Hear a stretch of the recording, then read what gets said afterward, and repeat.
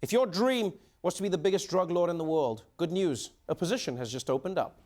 Notorious Mexican drug lord Joaquin El Chapo Guzman has been found guilty in his drug trafficking case. Convicted on all 10 criminal counts, now facing life in prison. Today, 12 Americans, 4 men and 8 women, after 34 hours of deliberations over the course of 6 days, found him guilty on all 10 counts. El Chapo stared directly at the jury during the entire time the verdict was read, just staring at them as the jury stared back. Wow. El Chapo staring down the jury, that part I expected, but it's pretty gangster that the jury was staring back. Like, if I was on that jury, I'd be delivering the verdict like, oh, so I'm not really here. I don't know anything about this trial.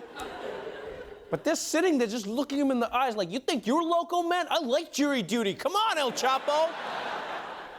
Also, I like that part where they said 34 hours of deliberations. No, it was 5 minutes of deliberations and 33 hours and 55 minutes of booking flights out of the country, getting their names changed, scheduling plastic surgery. Because you're gonna find El Chapo guilty, all right? They're always gonna find Mexican drug lord El Chapo guilty.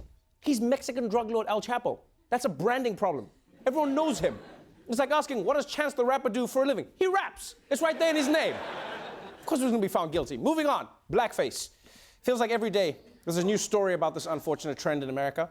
There was the governor of Virginia with his blackface story, his attorney general with his blackface story, the Gucci sweater, whatever that thing was from Prada.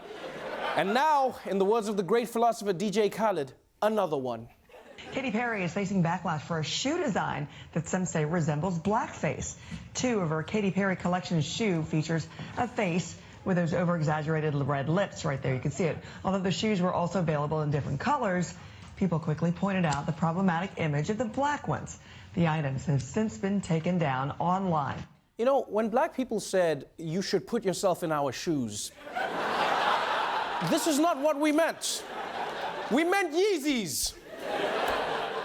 But yes, now Katy Perry has also come under fire for her shoes which resemble blackface. And look, I'll be honest, I don't think she was trying to recreate blackface. If anything, it looks like she was trying to recreate a crappy kindergarten project. But when you're living in a society where certain imagery has historically been used to dehumanize black people, you have to be extra sensitive.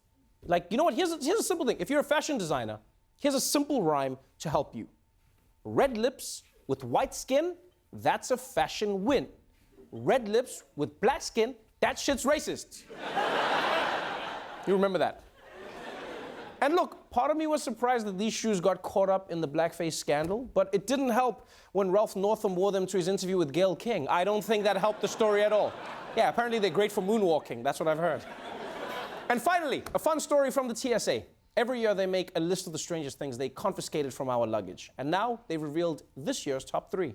USA Today reports on the TSA's annual list of the wackiest items confiscated at airport checkpoints. Number 3 is a pair of giant scissors found at the Nashville International Airport. Number 2 is an inert mortar round discovered in a checked bag at the Indiana Regional Airport.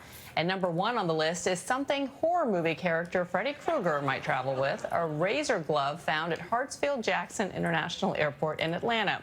A razor glove that Freddy Krueger would have... Oh, who's taking that and where? That's such a bad idea. Although I feel like they could have gotten away with it if they just said, oh no, this is my emotional support razor glove. That's what it is. The scissors one is super sad though. Yeah, because you know it means that right now there's a library somewhere that can't open.